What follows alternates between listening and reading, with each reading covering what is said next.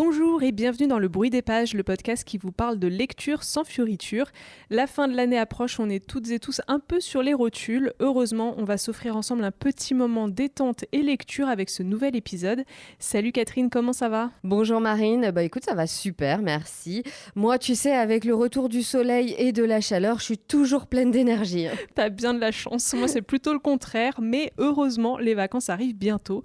Pour ce 28e épisode, pas de thème particulier, mais des romans qui nous semblent parfaits pour débuter l'été en douceur. Oui, c'est exactement ça, il y a un peu de tout et c'est parfait pour se faire une petite pile à lire de juillet. Alors aujourd'hui, on vous parle de Le jeune homme et l'événement d'Annie Ernaux, Le jardin céleste de Karel Schumann, Broadway de Fabrice Caro et Les vies de Charlie de Kit Toussaint et Aurélie Garino.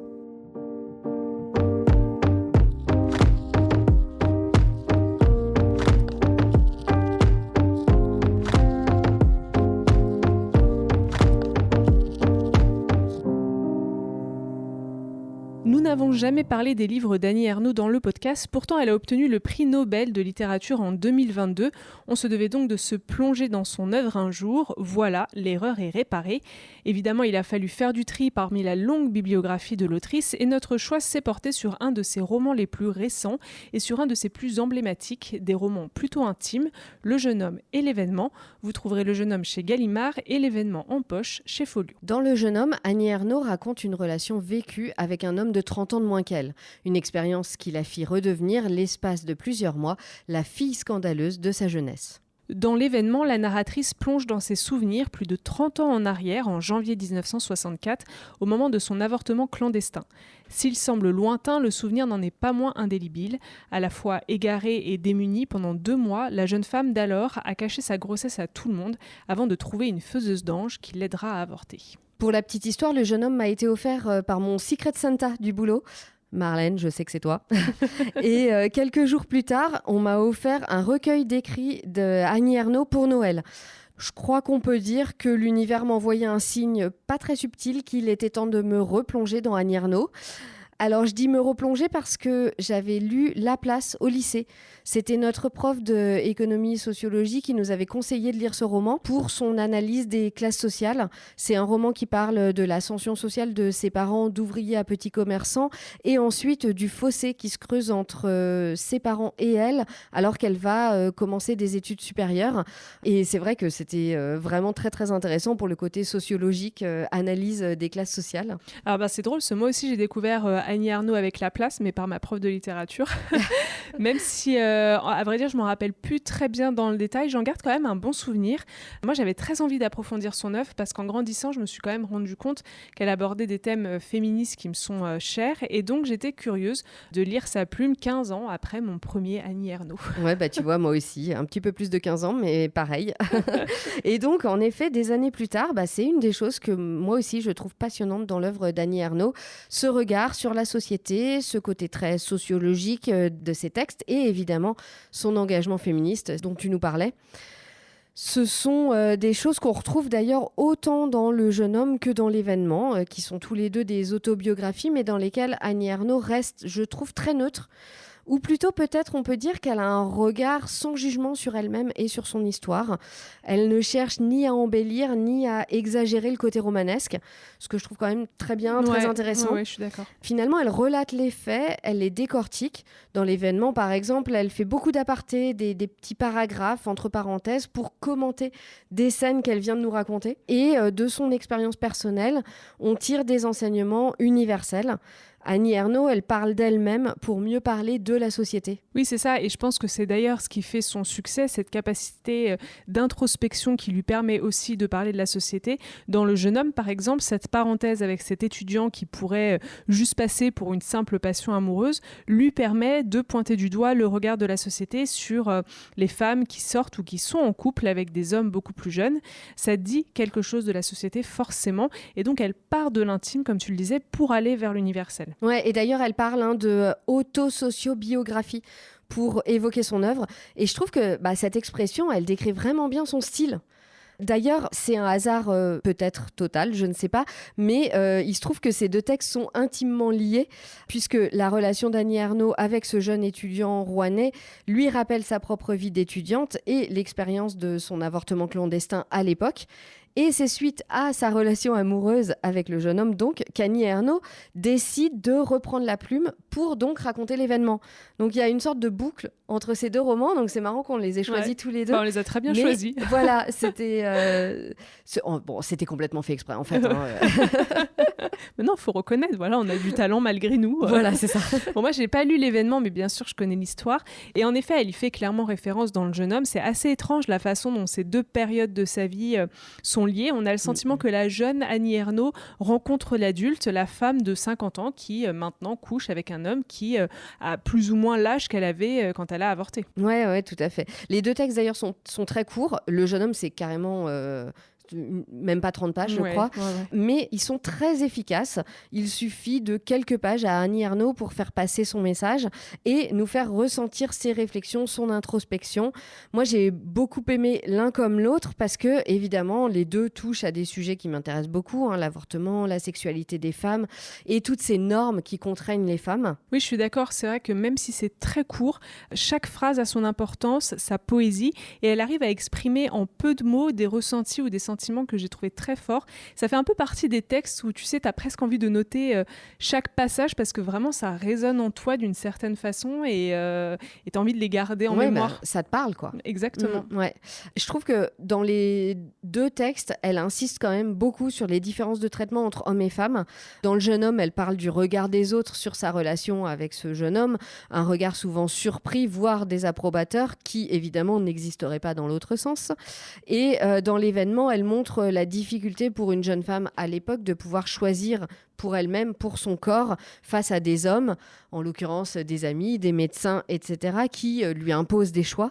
Et puis, il y a un autre truc que je trouve aussi très intéressant dans l'événement surtout, c'est cette différence de traitement aussi selon la situation sociale des femmes. Là, en l'occurrence, c'est vraiment entre les femmes elles-mêmes. Il y a une scène, notamment alors qu'elle est à l'hôpital après son avortement, où elle a été quand même assez maltraitée, ou en tout cas... le médecin a été très brusque avec elle quand elle est arrivée à l'hôpital, évidemment sachant ce qu'elle avait fait et que c'était interdit. Il l'envoie un peu balader, il lui parle très mal, etc.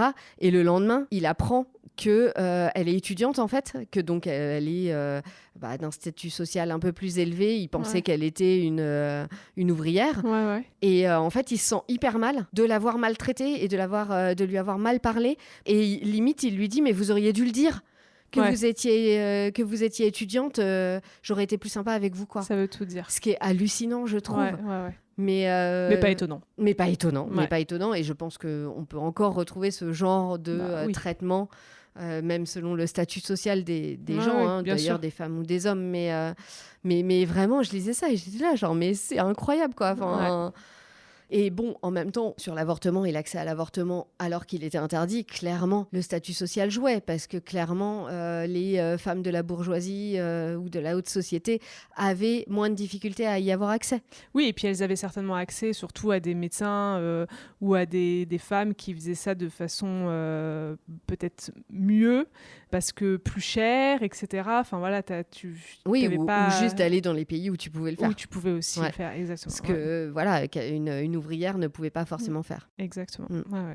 Et puis on parlait de la place et de l'ascension sociale. C'est un thème qu'on retrouve aussi dans Le jeune homme, puisque cette relation lui offre un miroir de son passé. Elle se rend compte de son ascension sociale grâce à cette relation, alors que cet étudiant, lui, il est issu d'une classe ouvrière. Il est un peu dans la démerde, quoi, à manger des pâtes et voilà. Il est vraiment à l'opposé de la bourgeoise qu'elle-même est devenue. Ouais, bon après c'est un étudiant, c'est normal, il est jeune aussi, mais oui, c'est vrai. Et en fait, ce que je trouve marrant aussi, c'est qu'il est un peu celui qu'elle était, enfin dans la situation dans laquelle elle était quand elle était étudiante, de venir d'une famille ouvrière pour faire cette ascension sociale en étant étudiante et en faisant des études supérieures. Donc finalement, en le regardant, elle voit aussi tout le chemin qu'elle a réussi à parcourir, quoi. Elle retrouve des expressions ou des réflexes, etc., qu'elle avait pu connaître dans sa famille avant, quoi. Ouais, exactement. Et puis, elle parle aussi dans Le jeune homme de son processus de création, de son rapport à l'écriture. Et je trouve que c'est aussi un des thèmes centraux dans Le Jeune Homme, parce que sa relation avec cet homme de 30 ans de moins, c'est surtout un déclencheur pour Annie Ernaux, déclencheur d'une nouvelle envie d'écrire. Pour elle, la vie, c'est la littérature, et elle le dit, sa relation n'est complète qu'une fois écrite. Ce qui, d'ailleurs, la poussera à écrire l'événement. L'événement, oui, c'est ça. D'ailleurs, il y a une phrase dans Le Jeune Homme que j'avais notée parce qu'elle résume vraiment parfaitement sa vision de l'écriture. Elle dit « Si je ne les écris pas, les choses ne sont pas allées jusqu'à leur terme, elles ont été seulement vécues. » Et je trouve que voilà, ça veut tout dire. Sa vie, elle est vraiment à la source même de sa création littéraire. Oui, et de toute façon, quand on voit son œuvre, c'est vraiment ça. C'est ça. Après, moi, je dois dire que s'il faut vraiment faire une comparaison, je dirais que l'événement m'a quand même un peu plus touchée que Le Jeune Homme. Bon, je pense que c'est aussi dû au thème. Je trouve que l'événement a peut-être une encore plus grande portée. C'est un roman important qui rappelle l'importance du droit des femmes à disposer de leur corps. Un rappel qui est loin d'être de trop aujourd'hui encore, vu la situation dans certains pays, notamment les États-Unis, on en parlait déjà précédemment. Voilà. Et on peut d'ailleurs le rappeler, mais l'événement a récemment été adapté au cinéma par Audrey Diwan. Moi, je ne l'ai pas vu encore, le film, parce que j'aimerais bien lire le livre avant. Mais bon, pourquoi pas ? Ça serait intéressant. En plus, toi qui l'as lu pour le comparer. Ouais, carrément. Ce mois-ci, j'ai sorti de ma bibliothèque un roman qui me tentait depuis un moment, Le Jardin Céleste de Karel Schumann. Sa sortie a été très discrète, mais je vous garantis qu'il vaut la peine d'être découvert. Le roman a été publié en octobre 2022 chez Actes Sud.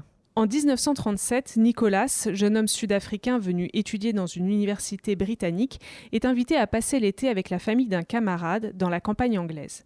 Alors que la guerre civile espagnole fait la une des journaux et que l'on débat de la menace posée par Hitler avec désinvolture ou effroi, il s'initie au charme de la vie aristocratique. Parties de croquet, bals, dîners habillés, jardinage, virées en voiture. Tenaillé par son sentiment de non-appartenance, par la peur de commettre un impair, il observe, grisé, tout un monde s'acheminer vers sa fin. Le Jardin Céleste, c'est un peu Downton Abbey meets la saga des Cazalet, avec un petit côté mélancolique en plus. Bon déjà rien que ça, moi je dis ça donne envie. C'est clair. On est vraiment embarqué dans cette campagne anglaise à la veille de la Seconde Guerre mondiale, dans une famille de la haute société britannique, et on regarde tout ça du point de vue d'une personne extérieure à ce monde, donc Nicolas, qui se sent un peu mal à l'aise dans toutes ces conventions, et tout au long du roman, il va chercher sa place au cœur de cette famille. Alors vous commencez à me connaître, j'ai adoré et vu plusieurs fois Downton Abbey, je suis tombée sous le charme de la famille Cazalet. C'était pas un gros pari pour moi de lire ce roman, car il avait vraiment tout pour me plaire. Et donc, j'espère que t'as pas été déçue quand même. Eh bien non, sans surprise, il m'a plu. J'ai beaucoup aimé suivre Nicolas dans sa découverte de la famille Chalmers, de leur univers, de leurs habitudes, de leurs traditions. C'est une culture de classe qui, pour Nicolas, comme pour nous les lecteurs d'ailleurs, semble si éloignée de la vie normale, mais qui semble aussi tellement naturelle pour les Chalmers, qui ne font que reproduire finalement des siècles de coutumes. Ouais. Il y a vraiment un côté suranné, une vie oisive, des parties de tennis et de croquet, le thé dans le jardin, les discussions sur la saison londonienne et sur la plus jeune des filles qui va être présentée à la cour. So chic. Ouais, c'est ça. Bon, c'est vrai que on est vraiment tout à fait dans cette ambiance de haute société anglaise au début du siècle. Oui, tout à fait. Et puis, il y a justement ce contexte historique. Les Chalmers ont beau sembler très déconnectés de la vraie vie, ils n'en suivent pas moins l'actualité. Et Karel Schumann nous décrit aussi parfaitement cette époque qui est vraiment une époque charnière. Dans tout le roman, on oscille entre la menace de la guerre qui approche, notamment avec cette guerre d'Espagne, ou alors la montée du nazisme en Allemagne, qui sont vraiment dans toutes les discussions, et cette naïveté ou cette ignorance de tout ce qui attend cette famille. Et puis, il y a aussi le regard de l'étranger, autant celui de Nicolas, qui est spectateur de cette vie dont il ne connaît ni les codes ni les règles, que celui de l'auteur Karel Schumann, qui, comme son héros, est sud-africain. Et je trouve que c'était vraiment intéressant de voir cette haute société anglaise présentée par ce regard étranger. Et puis j'ai aussi bien aimé le côté, ce roman qui nous ouvre un peu sur autre chose, et notamment sur l'Afrique du Sud, qu'on connaît pas beaucoup. Ouais, pas très bien. L'auteur fait notamment mention de la guerre des bourgs, pour la comparer un peu à la guerre qui s'annonce en Europe. Et j'ai trouvé que c'était intéressant parce que c'est des thèmes qu'on aborde peu. Ah oui, Donc en tout cas, moi, en littérature, c'est vrai que c'est des thèmes que je rencontre jamais. Bah voilà, et même en histoire, tu vois, c'est pas... Oui, c'est sûr, en histoire aussi. Ouais, donc c'est sympa, je trouve ça. Ouais. Ça donne un peu un regard différent, un angle différent sur une histoire que, bon, on connaît quand même pas mal. Hein, l'Angleterre à cette époque-là. Il y a eu pas mal de romans. Voilà, c'est ça. Mais du coup, là, on fait un petit pas de côté pour le regarder. Et je trouvais que c'était chouette de le voir comme ça. Ouais. Mais alors, du coup, tu le comparais à Downton Abbey ou au Casalem. Et à part ça, qu'est-ce que ce roman apporte de plus ? Je dirais qu'il y a une mélancolie dans le roman qu'on ne trouvait pas, ou pas autant, dans Downton Abbey ou dans Les Casalets. C'est un des aspects du roman qui m'a beaucoup plu. Le Jardin Céleste, c'est finalement très contemplatif. Honnêtement, il se passe pas grand-chose tout au long du roman, à part ce que je disais, ces parties de croquet, des dîners de famille, des visites aux voisins. Mais c'est pas très gênant, je trouve, parce que c'est surtout une ambiance. Ce roman, c'est vraiment une ambiance. Il y a un côté nostalgique, la nostalgie d'une époque révolue. Pour moi, Le Jardin Céleste, c'est vraiment le roman de la fin d'une époque, d'un tournant. On sent la guerre approcher et avec elle, tous les bouleversements qui sont irréversibles. Karel Schumann nous dépeint de sa plume subtile les derniers moments d'une époque et bien sûr d'une aristocratie qui va disparaître. On sent que ce changement est vraiment inéluctable. C'est un peu la fin de cette petite noblesse anglaise et surtout de son mode de vie. Le Jardin Céleste nous en montre vraiment ses derniers souffles. Voilà, pour moi, Le Jardin Céleste, c'est le roman d'un paradis perdu. On ne peut que succomber, le temps d'une lecture, au charme de ce monde disparu. Bon, en résumé, si vous avez adoré Les Casalets, foncez découvrir Le Jardin Céleste. Voilà. On change complètement de style et d'univers avec le 3e livre de notre liste, Broadway de Fabrice Caro, un roman à l'image de l'auteur, connu pour son humour absurde, loufoque et mélancolique. Vous le trouverez en poche aux éditions Folio. La vie n'est pas une comédie musicale. Une femme et 2 enfants, un emploi, une maison dans un lotissement où s'organisent des barbecues sympas comme tout, et des amis qui vous emmènent faire du paddle à Biarritz. Axel pourrait être heureux, mais fait le constat à 46 ans que rien ne ressemble jamais à ce qu'on avait espéré. Quand il reçoit un courrier suspect de l'assurance maladie, le désenchantement tourne à l'angoisse. Et s'il était temps pour lui de tout quitter, de vivre enfin dans une comédie musicale de Broadway ? Bon, il faut que je l'avoue, c'est mon premier Fab Caro. Oh là là. Ouais, je sais Catherine que tu m'avais déjà parlé de lui parce que tu adores ses BD notamment. Oui, j'adore ses BD, j'adore son humour. J'ai aussi lu d'ailleurs Le Discours, son roman, le roman qu'il a sorti juste avant Broadway.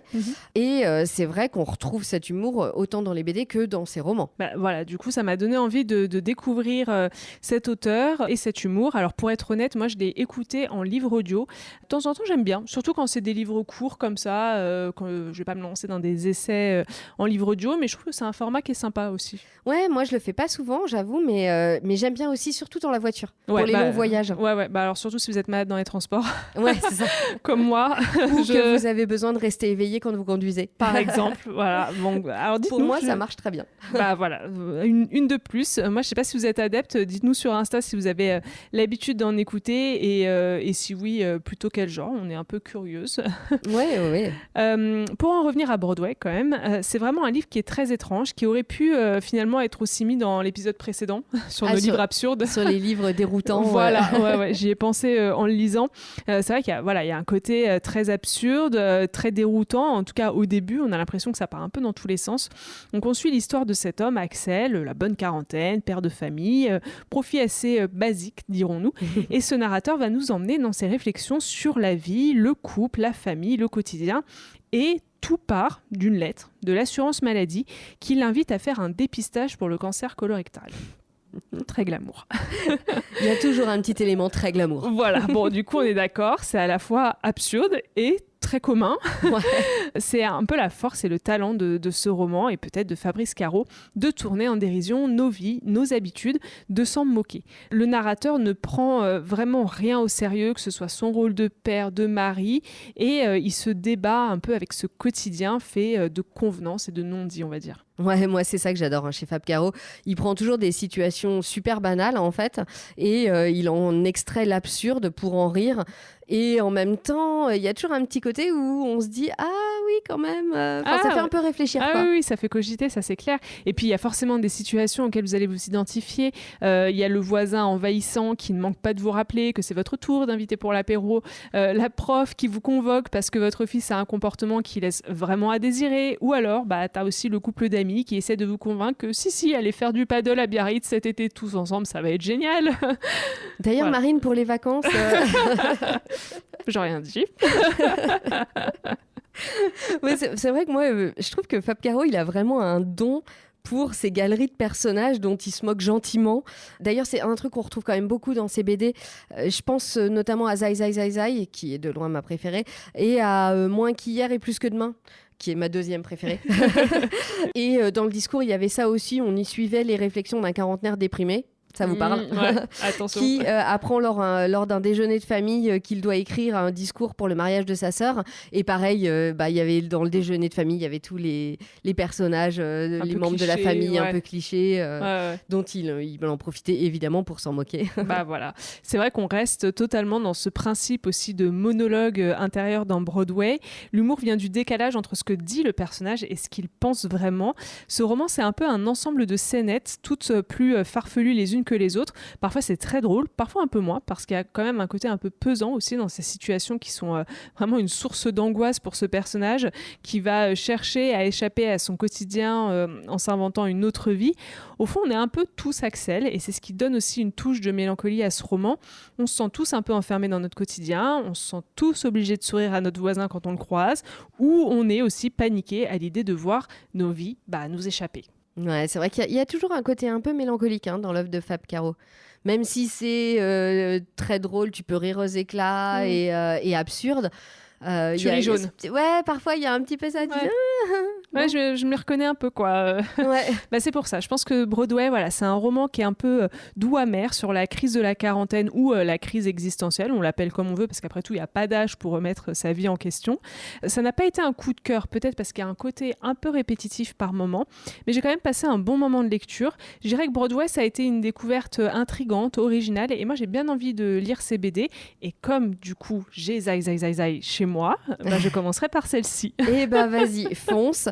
C'est vrai que je pense que le format BD est vraiment le format de prédilection de Fab Caro. J'ai un peu eu la même sensation que toi avec le discours, le côté un petit peu parfois répétitif et tu te dis ça fait un petit peu trop. Ouais, c'est ça. Alors qu'en BD, ça passe super. Ouais. Je pense que vraiment là, plus efficace. Voilà, c'est beaucoup plus efficace. Alors je vous le disais plus tôt, Zai Zai Zai Zai, c'est vraiment le meilleur à mon avis. À une époque, je l'en ferais à tout le monde. D'ailleurs, j'étais en train de me dire, c'est peut-être moi qui te l'ai offert, non ? Non, c'est mon mec qui l'avait déjà dans sa bibliothèque. Et d'ailleurs, je l'ai aussi vu au théâtre. Une version théâtrale et franchement c'était trop bien, ça marchait vachement bien. Chouette. Et c'était complètement absurde aussi et décalé comme l'est la BD, donc c'était super bien réussi. Et après j'ai beaucoup aimé Moins qu'hier et plus que demain, qui est mon deuxième préféré, je vous le disais. Et puis je dirais ensuite faut lire Formica, une tragédie en 3 actes. Okay. Donc voilà, vous avez votre petite liste. On est pareil, c'est bon. Pour découvrir Fab Caro. Voilà. Enfin, pour notre bande dessinée du mois, nous avons choisi de lire Les vies de Charlie de Kit Toussaint et Aurélie Garino. La BD est sortie tout récemment, en avril, chez Dupuis, et l'album rencontre déjà un franc succès. Dans une grande ville grouillante, Charlie, un jeune homme plein de bonne volonté, travaille pour Recycle Éternel, une société dont le slogan est « Vous mourrez, nous recyclons ». Charlie passe donc son temps à répondre au téléphone à des familles qui veulent savoir en quoi pourrait être transformée leur cher défunt. Un jour, un gamin l'appelle pour lui demander ce qu'est devenu l'âme de sa maman. Incapable de répondre, Charlie va se lancer dans une enquête au cœur de la mort et de l'amour. J'ai vu cette BD dans la vitrine de ma librairie un jour où elle était fermée, pas de chance, et elle m'a vraiment tapé dans l'œil. J'ai trouvé la couverture magnifique et je savais absolument pas de quoi ça parlait, mais j'ai eu envie de la lire tout de suite là. Tu te souviens d'ailleurs, Marine, je t'en ai parlé, je crois que j'ai pris la vitrine en photo, je te l'ai envoyée. Ouais, je me rappelle très bien. Et moi, entre-temps, c'est vrai que je l'avais beaucoup vu passer sur Instagram depuis avril, au moment de sa sortie à peu près. Je la voyais partout sur mon fil. Et comme toi, exactement, la couverture m'a donné très envie de la lire. Je savais absolument pas de quoi ça parlait non plus. Mais bon, après pour les BD, ça me dérange moins de ne pas connaître le résumé, vu que ça se lit plus vite. J'ai plus tendance à me fier justement à la couverture, au dessin, je la feuillette. Si j'aime bien le style... j'y vais quoi. Oui, c'est vrai. Moi, c'est pareil. C'est vrai que les BD, un peu, je regarde la couverture, je me dis, c'est joli, j'ai envie de le lire. Ouais, voilà, c'est ça. Et puis là, en plus, il faut dire quand même que j'avais un peu lu les avis et ils étaient plus qu'élogieux sur Instagram. Donc, ça m'encourageait encore plus. Ouais. Lévi de Charlie, c'est une BD qui est très philosophique, presque métaphysique et théologique. L'auteur, Kit Toussaint, s'intéresse à une question existentielle. Que devient notre âme après la mort ? Alors là, vous allez me dire, attention, on part dans un délire un peu religieux. Et pas vraiment. En réalité, on suit ce personnage ultra attachant, Charlie, qui travaille dans une entreprise chargée de recycler les corps. C'est un peu glauque, c'est vrai. Le principe est tout simple. Vous perdez un être cher et vous pouvez le transformer en peluche, par exemple, pour garder un souvenir près de vous. C'est un peu comme une urne. Alors, sans aller dans l'extrême, figurez-vous que ce principe de recyclage, ça existe déjà et ça s'appelle l'humusation. Je ne l'ai pas inventé, je l'ai trouvé sur Internet. Vous allez pouvoir frimer cet été au bord de la piscine avec les copains. Parce que c'est vrai que c'est le genre de truc dont tu as envie de parler au bord de la piscine avec les copains. Sait pas, tu vois, tu regardes un arbre, tu sais pas, on ne sait pas. Tu peux dire, tiens, ça me fait penser à l'humusation. Et voilà. Et donc, vous l'aurez peut-être compris avec le mot, mais en gros, le corps est transformé en compost. Moi, je dis franchement, pourquoi pas si c'est moins polluant. Hein. Mais tu sais que c'est marrant parce que j'ai entendu parler de ça il y a vraiment pas longtemps. C'était un reportage sur les cimetières surchargés en Belgique. Et il y avait l'interview d'un monsieur qui disait qu'il voulait devenir du compost après sa mort. Voilà, moi j'aime bien l'idée. ouais, c'est vrai. En tout cas, c'est intéressant. Voilà, à ce stade, vous pensez quoi de l'ambiance du podcast ? On a bien plombé les choses, non ? Mais non. Je dois dire que moi, c'est un peu ce que je me suis dit en lisant les premières pages d'Lévi de Charlie. Je me suis un peu dit, oulala, mais dans quoi je me suis lancée ? J'aurais peut-être dû lire le résumé finalement avant de me lancer. C'est quand même super glauque cette histoire. Déjà, le côté business autour de la mort des gens, bof quand même. Mais en plus, il y a vraiment eu... Dans le début de la BD, il y a une exigence de rentabilité des salariés et aussi une apathie générale, pas de relation entre les gens, Charlie qui est très solitaire et d'ailleurs tout le monde qui est très solitaire. Ouais. Franchement, je me sentais pas super en lisant ces premières pages. Bon, après, si jamais ça vous fait cet effet, accrochez-vous parce que vous verrez, ça en vaut vraiment la peine parce que dans Lévi de Charlie, on passe du glauque, tendance dépression, au poétique et carrément émouvant avec une petite dose d'humour. Donc je vous assure, continuez votre lecture jusqu'au bout, vous ne le regretterez pas. On termine vraiment cette BD avec potentiellement une petite larme à l'œil, mais surtout un grand sourire aux lèvres et une belle foi en la vie renouvelée. Oui, moi ce que j'ai beaucoup aimé dans cette BD, c'est vraiment les questions théologiques qui sont abordées, bien sûr, mais en fond il y a aussi une critique pertinente de notre société, la surconsommation de réseaux sociaux qui a tendance à nous zombifier, la recherche de rentabilité poussée à l'extrême par le capitalisme. Pour donner un exemple, la société dans laquelle travaille Charlie a réglé une espèce d'horloge qui indique très précisément aux employés à quelles heures ils doivent manger, rire, pleurer, faire une pause, marcher. Ouais. Tout ça, au début, oui, ça semble fait pour leur bien-être parce que rire, c'est bon pour la santé, marcher aussi, etc. Alors qu'en réalité, on sent bien que cette préoccupation, elle sert avant tout les intérêts du capitalisme parce que après tout, un employé en bonne santé, c'est un employé qui produit plus. Exactement. Voilà. Et ouais, moi j'ai adoré cette horloge et ces moments imposés là. Au début, je me disais mais il y a trop les patrons, ils devraient trop en prendre de la graine. Franchement, dans certaines entreprises aujourd'hui, on serait plutôt à essorer les gens, les pousser au craquage pour mieux les remplacer par des gens qui coûteraient moins cher. Mais en même temps, c'est tellement poussé à l'extrême que, comme tu dis, ça devient à la fois drôle et ridicule, mais aussi super intéressant au niveau du message qui est passé. C'est vraiment cette aliénation par le travail en version soi-disant bienveillante, mais finalement, on est vraiment pas loin des temps modernes de Chaplin. Je sais pas si moi, ça m'a fait penser à ça. Ouais, c'est vrai. Alors moi, c'est peut-être un peu plus commun, mais ça me faisait un peu penser à George Orwell, tu sais, cette façon de contrôler ta vie. Ah oui, complètement. Il y a un petit côté un peu comme ça. C'est pas Big Brother, c'est encore un autre système, mais bon, il y a un peu de ça quand même, je trouvais. Moi, je lisais dans une interview des auteurs qui considéraient pas du tout cet album comme une dystopie, mais plutôt comme une métaphore de notre monde. Et même si c'est une vision assez noire quand même, je dois dire que je suis d'accord avec eux. C'est vrai que c'est pas hyper encourageant. Mais bon, si la fin est aussi une métaphore de notre monde, franchement, je suis preneuse. Ouais, moi aussi. Alors, heureusement, parmi toute cette noirceur, il y a quand même le personnage de Charlie qui s'inscrit vraiment à l'opposé de ce système. C'est un être sensible, attentionné, qui a gardé une vraie humanité, même si on sent bien, grâce au dessin, que Charlie est écrasé par ce système, surtout dans les premières pages, quand on découvre son quotidien ultra chronométré. Ouais. D'ailleurs, en parlant de dessin, moi, je les ai adorés. Je trouvais qu'il y avait plein de références au cinéma, j'en ai noté quelques-unes. Alors, je suis loin d'être une experte, et d'ailleurs, je pense que je suis passée à côté de pas mal de références, mais par exemple, les dessins de l'enfer, ça me faisait beaucoup penser au film de Gatsby. Ouais. Tu te rappelles, avec ces espèces de grandes fêtes un peu Oui, délirantes. ouais. Il y avait un côté un peu comme ça, extravagant. Oui, c'est ça, ouais. Moi aussi, j'ai beaucoup aimé les dessins et surtout, moi, ce que j'ai adoré, c'est le côté presque noir et blanc au début, et puis ces touches de couleurs vives qui se multiplient au fur et à mesure que le monde de Charlie devient plus joyeux, plus lumineux. Oui. C'est vraiment une métaphore de toute l'avancée qu'il fait, mais j'ai beaucoup aimé. Ouais, c'est très poétique. Ouais. Bon, moi, je préfère pas vous en dire plus sur l'histoire et les thèmes abordés pour vous laisser un peu quand même le plaisir de découvrir cette BD par vous-même. Vaut mieux ne pas trop en savoir. En tout cas, je ne peux que vous la conseiller parce que c'est vraiment une belle histoire. C'est émouvant, c'est touchant et voilà, on le disait, les dessins sont superbes. Oui, vraiment, faites-nous confiance, allez-y les yeux fermés. C'est un très beau conte qui parle d'amour, de mort, de vie après la mort, de la vie, quoi.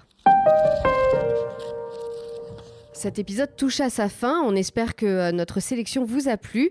Vous trouverez toutes les références de ces livres et BD sur notre blog et sur notre page Instagram, lebruitdespages.podcast. Et avant de se quitter, on va quand même vous parler des livres qui partiront avec nous en vacances. Bah oui, parce que les livres de vacances, c'est un peu comme les maillots de bain. Tu vas même contredire Catherine là-dessus. Oh non, je suis en train de préparer mes maillots de bain. Bah voilà, c'est pareil, ça se prépare à l'avance. Exactement. Et donc cet été, on a pas mal de livres en commun. À commencer par Lessons in Chemistry de Bonnie Garmus, qui a aussi été publié en français sous le titre Leçons de chimie. C'est le livre que je voulais absolument lire cette année, et maintenant on a une motivation supplémentaire puisque la série adaptée du roman sort cet automne. Il faut vraiment qu'on l'ait lu avant, et donc hop, direction la valise. Exactement. Ensuite, c'est une lecture qui s'annonce idéale pour la plage ou le bord de la piscine. On embarque Malibu Rising de Taylor Jenkins Reid, Les Sirènes de Malibu en français, dans notre valise aussi. Voilà, et je crois Catherine, tu as presque déjà lu tous ces romans, non ? Alors pas du tout, parce que j'ai découvert qu'il y en avait beaucoup, il y en a 8, et moi j'en ai lu que 2 pour l'instant. Ah oui, d'accord, ok. Alors en fait, non, il t'en reste pas mal. Non, c'est bien, ça va faire beaucoup de vacances à venir. Ah voilà, parfait. Moi j'emmène aussi Daisy Jones and the Six, puisque j'ai regardé la série, et du coup, j'ai très envie de découvrir le roman maintenant. Oui, et parce que aussi je t'ai pas du tout tannée pour que tu le lises. Pas du tout.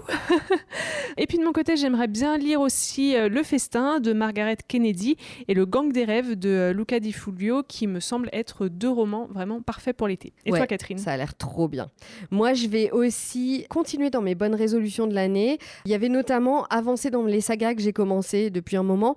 Donc, je pense que je vais emmener un nouveau tome des Casalets. Là, j'en suis au tome 4, Casting Off. Je crois que c'est Nouveau départ en français. Ouais. Et puis, je suis aussi obligée de prendre un petit chiclite quand même. C'est les vacances. La tradition. Bah oui, il faut quoi. Alors, j'ai dans ma pile à lire Unexpected Lessons in Love de Lucy Dillon. Donc, je pense que ce sera parfait pour cet été. Ok. En plus, ça fait baisser la pile à lire. Donc, parfait. On ne demande que ça. C'est double résultat positif. C'est génial. Et enfin, côté BD, je vais emmener le tome 4 de Laure Olympus qui vient juste de sortir. Et puis, on était il y a 2 jours à la soirée de lancement de la rentrée littéraire des éditions de l'Iconoclaste. Et clairement, je vais être obligée de prendre les romans dans ma valise. Ils me donnent trop envie. C'est vrai, comme si notre liste n'était pas déjà assez longue. Mais bon, moi, c'est vrai qu'ils me tentaient tous aussi. Alors, le problème, c'est que je ne sais pas encore par lequel je vais commencer. Tu vois, moi, je crois que ce sera le Joséphine Tassi, L'un désir. Ouais, il a l'air bien. Ouais, ils ont tous l'air bien. Oui, oui. Bon, du coup, voilà, une belle petite sélection pour l'été. Oui, pas du tout ambitieuse en plus. Non, pas du tout. Cette fois-ci, il est vraiment temps de se dire au revoir, et ce n'est pas parce que c'est les vacances qu'il faut perdre les mauvaises habitudes. N'oubliez pas de partager le podcast autour de vous, de liker sur les plateformes d'écoute et sur Instagram, bien sûr. Et en parlant d'Insta Marine, on te retrouve aussi sur Au fil des pages pour d'autres chroniques littéraires. Tout à fait. On vous souhaite à tous et toutes un très bon mois de juillet. Bonnes vacances à celles et ceux qui sont sur la route. Courage tous les autres, ça va bientôt arriver. Bonne lecture et rendez-vous à la prochaine page.